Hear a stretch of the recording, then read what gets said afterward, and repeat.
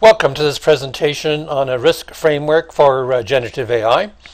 This was originally given at the PM Evolve Project Management Conference in 2024 in Ottawa, Canada. But I've modified it a little bit by eliminating some content that would have encountered copyright violations in YouTube. I'm David Shaw. I'm a project management professional and a professional in critical infrastructure protection for transportation, communications, energy, and water. For the last 10 years, I've been working in cloud computing on the AWS and Azure platforms, mostly from the perspective of strategy, operations, and security. And for the last 18 months or more, I've been looking intensively at generative AI from a technical and a policy standpoint. I hope you find this useful.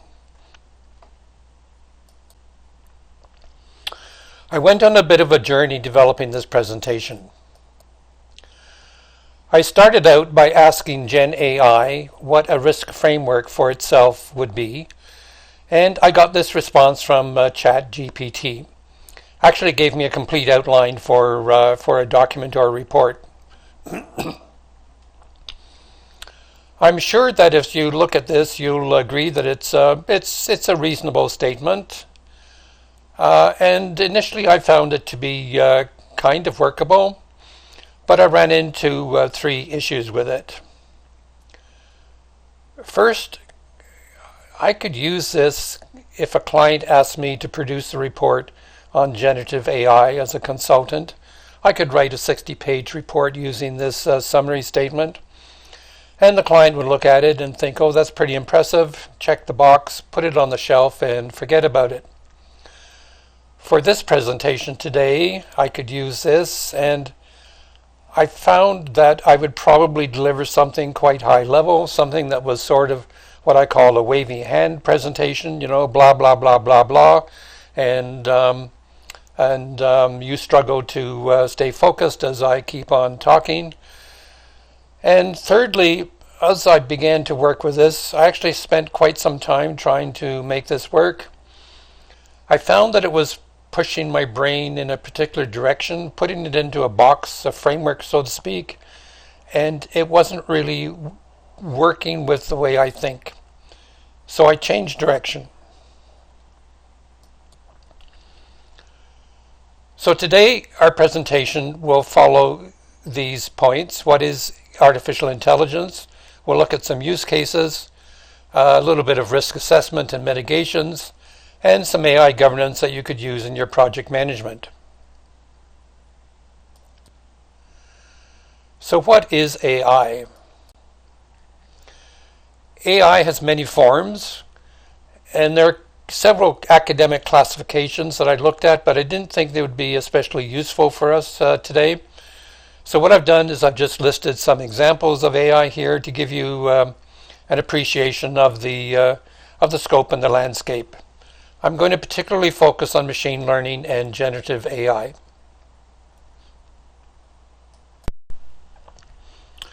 Both machine learning and generative AI are based on neural networks, and I've shown a depiction of one on the right-hand side here.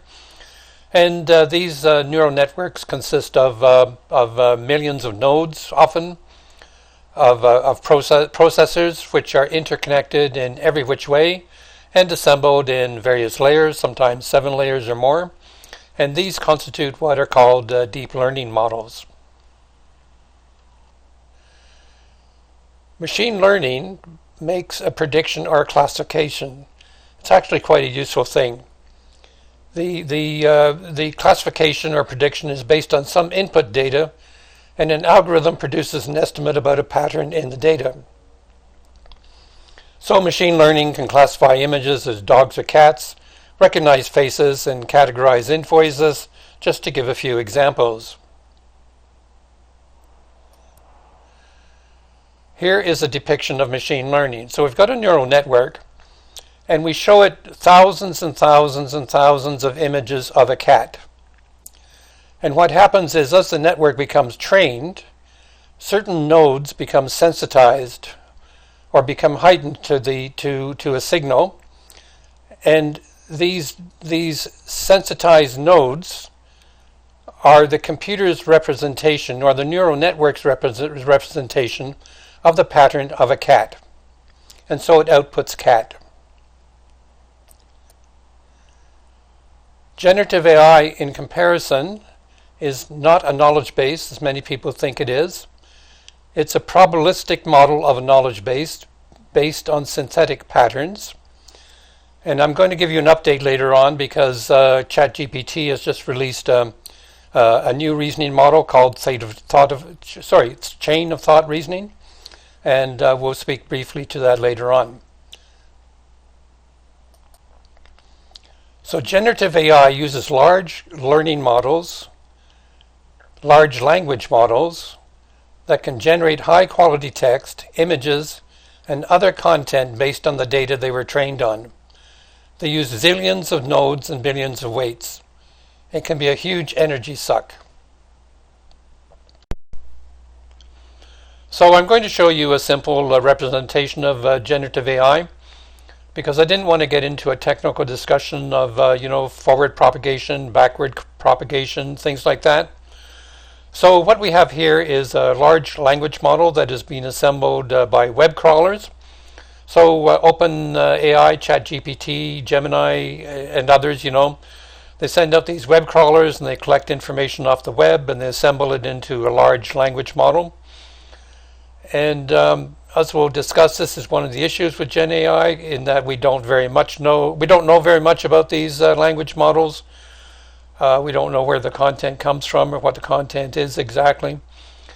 Anyway, so the way it works at a high level is that a user issues a prompt, which is actually a query.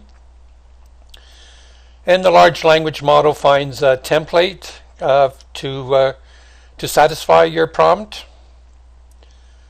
So it finds a template for what you've asked for, and then it goes and it statistically looks for text, which it pours into that template to create the product that you've requested. Alternatively, you can load your own documents into most Gen AI platforms in order to generate to repurpose your own content.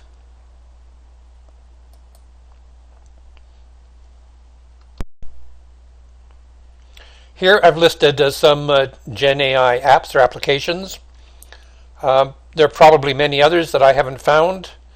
Most of these are American. You've probably used or may have used some of them, but as I said, most of them are probably American, and we'll discuss that as an issue of technical sovereignty again later in this presentation. In terms of usage, here's a survey finding that India, for example, has the highest penetration of usage of Gen AI. The United States is down around 23%, Australia somewhat similar, the UK in the same region, and all Canada is not listed here. I would imagine that it's in the same ballpark. So now let's look at some use cases. There are dozens of use cases for generative AI. We'll look at some. I'm not going to pass judgment on them. I'm going to leave that to you to make up your own mind as to the utility of some of these use cases. You'll find in the media that Gen AI can do almost anything. So in the domain of marketing, sales, and customer support, you can generate blog posts, produce images, videos, and graphics, use chatbots, virtual assistants, produce personalized email responses, create sales pitches, proposals, and all sorts of other things. Here's an example of some spam Gen AI that I received in my email.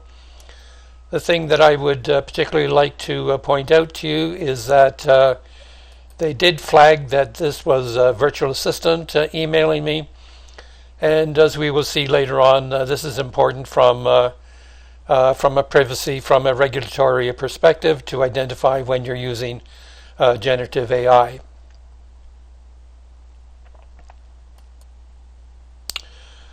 Product development, you can use Gen AI to create prototypes and design concepts because well, sorry, I was going to go on a rant about you don't know how to do this yourself, so you're using Gen AI to do it, but never mind. You can get developers to create code, write code snippets, suggest improvements to code. I haven't got any examples here in this presentation, but you'll be able to find a lot of research reports showing that it's not actually that good at generating code. You can build synthetic data sets using Gen AI to train machine learning models or large language models and so forth. In the area of compliance, regulatory, finance, and so forth, you can screen resumes and schedule interviews. One of the things that has been found with using Gen AI to screen resumes is that they tend to select out white men as preferred candidates. You can supposedly create detailed financial reports, market analyses, and investment insights, automate review and analysis of legal documents, and so forth.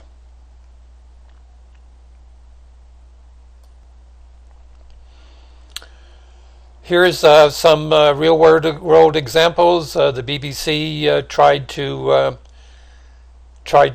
generate AI recipes for a pizza restaurant with mixed success because some of the recipes that it came up with were kind of outlandish. AI is going to be everywhere, we're told, and and actually it's turning out that way. New smartphones, not just the Pixel 8, but the Apple iPhone and other phones are all incorporating some form of AI into the phone.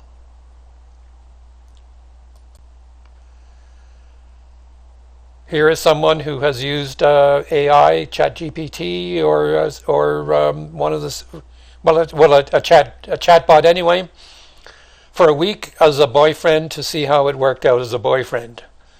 I'll let you think about whether or not that's a good thing to do.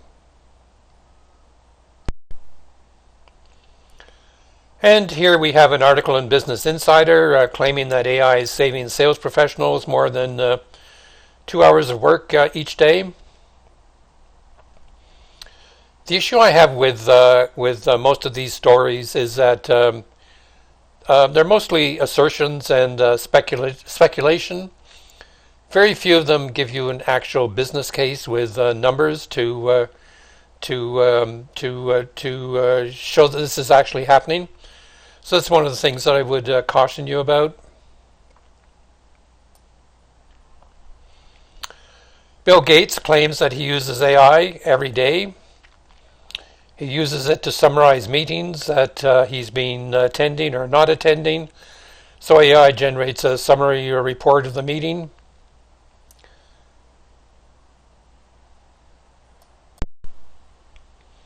And what about you? Would you like to write a book?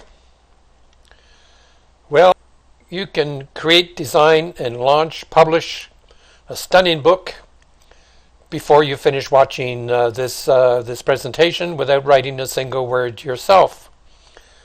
The way this works is you propose an idea to this service, this website. It uses ChatGPT to design the ebook. And what happens after you propose the idea is it gives you a list of possible titles. You pick a title that you like. You can edit it a little bit if you want. And once you've selected and agreed on the title, then ChatGPT will produce an outline of the book with chapter headings, that sort of thing. You can edit those chapter headings if you feel so inclined. And then when you finish doing that, it will pour text into the sections, and voila, you have a finished book all written. And in the next few steps, it will apply graphics, images, and that kind of thing to illustrate your book, and wrap it in a nice graphic design, all in a very few minutes.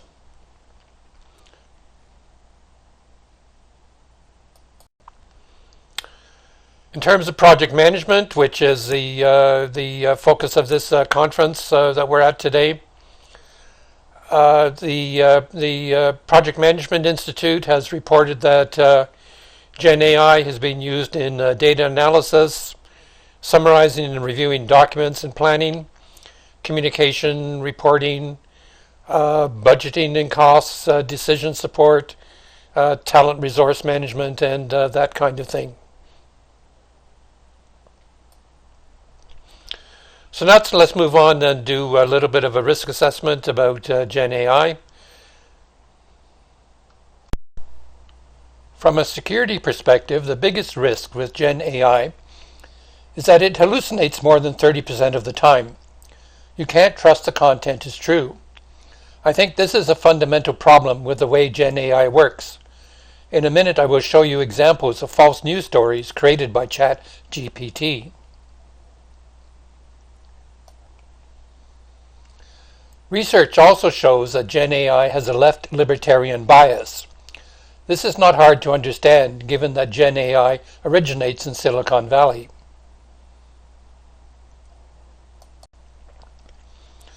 Other research reviews issues with the datasets that Gen AI uses. Earlier in this presentation, I showed you how web crawlers collect information for Gen AI and how we have no insight into how those datasets are created and no control over them. In addition, datasets have a best before date. Another risk arises from the nature of prompts and the syntax that you use. For example, if you ask AI to be a financial expert and give you some advice, it will give you a different answer if you ask for the same advice as a user. It's also possible to use the equivalent of SQL injection in a hack called prompt injection to cause Gen AI to give someone incorrect or malicious information. Here's a prompt I used to get ChatGPT to write a false story about Vladimir Putin. You're probably prepared to believe it, since the media constantly tells you that Putin lies all the time. The article follows a narrative style common today and is mainly composed of assertions. There are very few facts in the story, and none of them relate directly to the topic. Nevertheless, this article is believable and would probably be published by any newspaper. So what happens if I use the same prompt and I change the word Putin to Biden? Well, I get a news scoop describing how Biden lied the West into war. Again, this story is composed of assertions, but is also written in an acceptable narrative style familiar to any newsreader today. Both of these stories are completely false. Here is another false story that I generated after the presentation at the PM Evolve conference. It describes how on the evening of November 14th, Britain and France went to war against Russia with the backing of the United States. This is a lengthy article that is very authoritative and worthy of publishing in any journal. Again, it is completely and blatantly false. If you would like a copy of any of these articles, email me.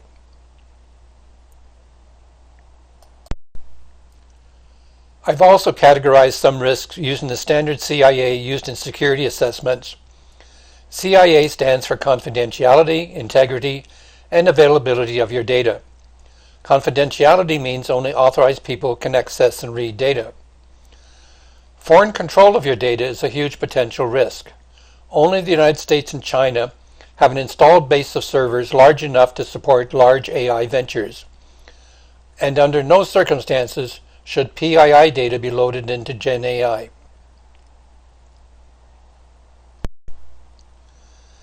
Integrity refers to the correctness and immutability of the data. We discussed before issues about the data sets used to train Gen AI, And I would add that these systems have no common knowledge or factual knowledge of the world to verify their output. They can't tell when they are hallucinating. Here are some more issues of integrity related to accuracy of the information. For example, if you use a prompt today and the same prompt a while later, you will get different results.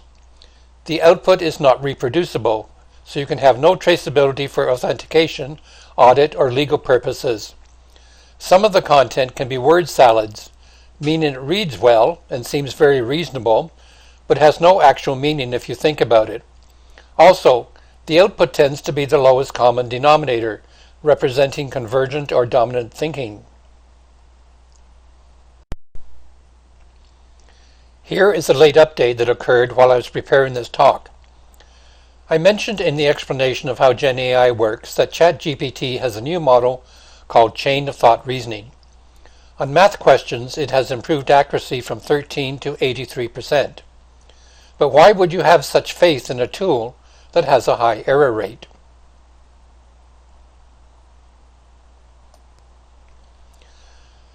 Availability is self-explanatory. Are the service and the data available and accessible when you need them? This also means, does it perform as required, and can you scale it to the volume of data you need in your workspace? Finally, remember this is a service dependent on cloud computing and access to the cloud. General security and cybersecurity are another category of risk. Earlier I mentioned prompt injection and fake content. One type of fake content that is deeply concerning is the capability to create deep fakes or impostor someone. For example, I've seen videos of Kamala Harris and Donald Trump closely hugging and drinking and driving.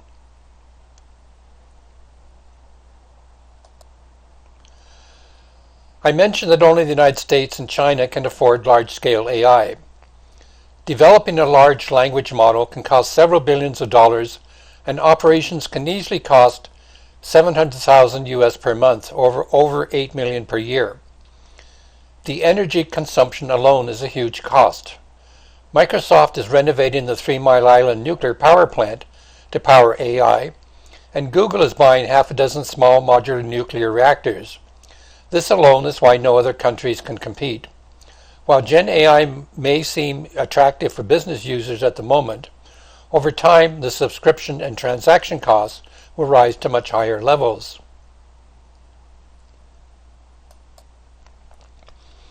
The final risk I will mention is in the area of governance. Is your use of AI sustainable, and do you have an acceptable use policy? We will look at an example in a few minutes. Recall that Gen AI is not reproducible and has no traceability for regulatory or legal compliance. Now that you're aware of some of the risks, let's consider how to mitigate them. I'm not going to do a deep dive into things like whitelists and so forth, and I'll limit this to an overview of government regulations that are evolving to mitigate harm from Gen AI. Before we do that, I want to quickly show you a shared responsibility model for cloud computing so that you understand the scope of your control over Gen AI service providers. The first blue column shows how on premises you have total control over an IT service from top to bottom. Next, IaaS, or Infrastructure as a Service, which AWS specializes in, shows how responsibility for security is shared between you and the provider. As we move left to PaaS, or Platform as a Service, for example Microsoft's Office 365 Online, you control less and the provider controls more. Then there is SaaS, or Software as a Service, for example QuickBooks Online, where you have very little control over the application. Finally, there is Function as a Service, such as filters to apply to photos. Gen AI is in this category. It's a black box. You provide an input and it gives you an output. Your degree of control is very limited.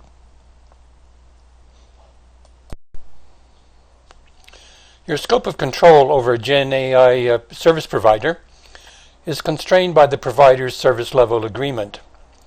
Here is an example from OpenAI. It's very limited as SLAs go. It promises that your data won't be used and it will be encrypted at rest. meaning that they are actually storing the data, but you're given no control over this. It says the service is SOC 2 Type 2 compliant. SOC 2 is the lowest possible security standard, and there's no compliance regime. You can only assert that you conform. A more mature service would conform to standards such as HIPAA for health information, PCI for secure credit card transactions, the GDPR for privacy, and cybersecurity standards such as ISO 27001, CMMC, and NIST. Now let's turn to an overview of the regulations that are being developed in Canada, Quebec, and around the world. The Canadian Federal Data Privacy and AI Regulation states that an organization using GenAI must have a comprehensive policy addressing its use.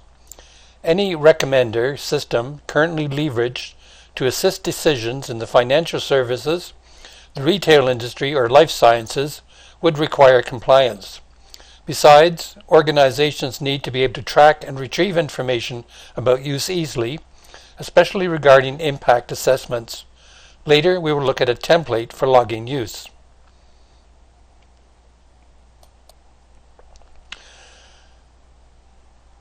In the regulations, the scope of the explanation that should be provided about why a decision was made that affected you includes why the decision, recommendation, or prediction was made, as well as how the individual personal information was used. In Quebec, Bill 6430 primarily focuses on replicating the already active European General Data Privacy Regulation, the GDPR. For context, the OPC is the Office of the Privacy Commissioner, meaning the administrative authority responsible for overseeing the compliance of privacy laws. The GDPR is the gold standard for privacy regulations, and every project manager should be familiar with it. There are several international regulations evolving. Perhaps most relevant is the Model AI Governance Framework, which emphasizes a mouthful of transparency, explainability, repeatability, reproducibility, safety, security, robustness, fairness, data governance, accountability, human agency and oversight, inclusive growth, societal and environmental well-being. In the United States, the Algorithmic Accountability Act requires organizations to assess their use of AI systems, including training data, for impacts on accuracy, fairness, bias, discrimination, privacy, and security. Finally, and especially for AI providers, the gold standard is the NIST AI Risk Management Framework. Recall that when we looked at the sample SLA, none of these were mentioned.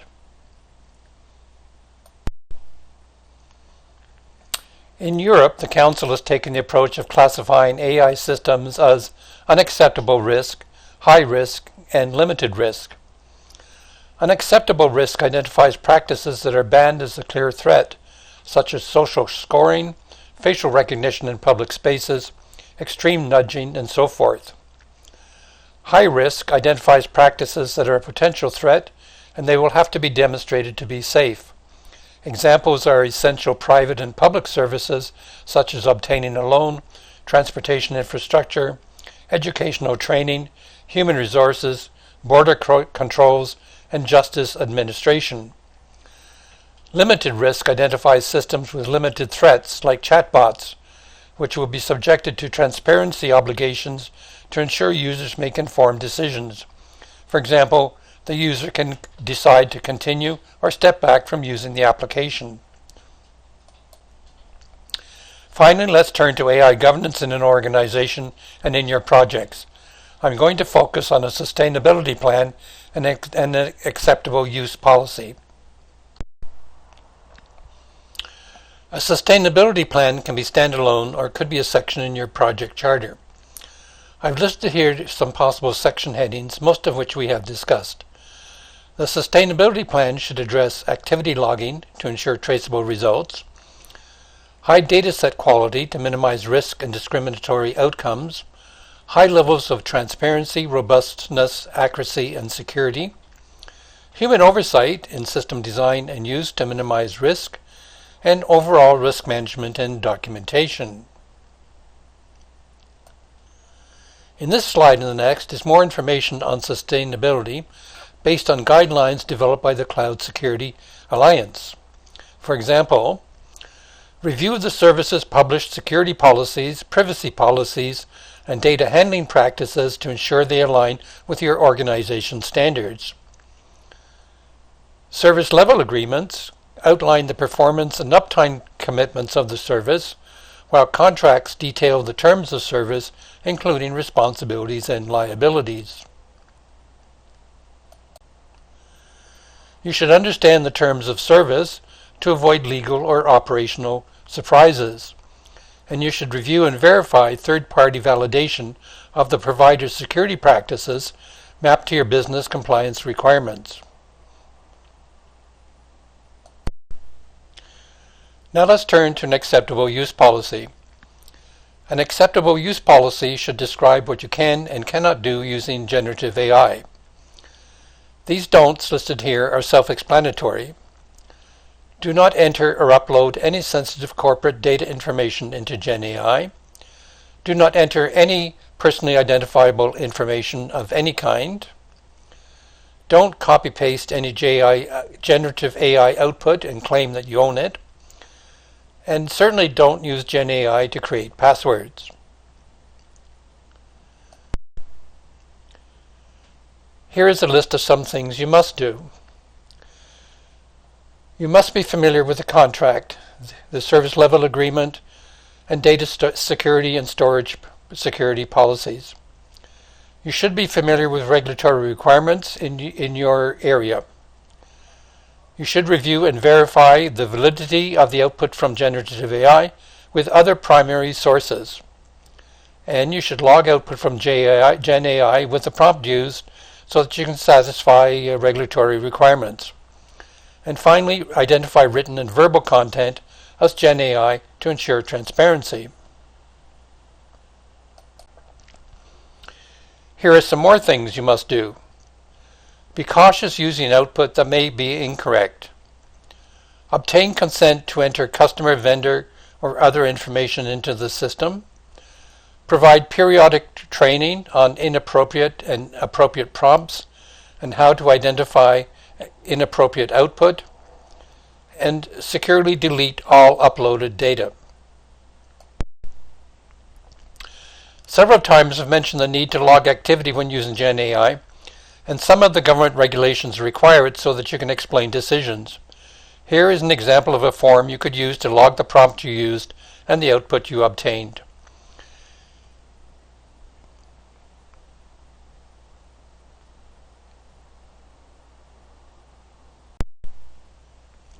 Finally, to finish this presentation, here are some guidelines developed by the Project Management Institute.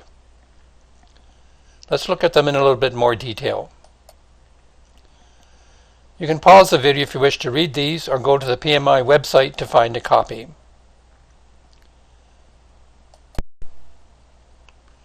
And here are some more don'ts that you can add to an acceptable use policy.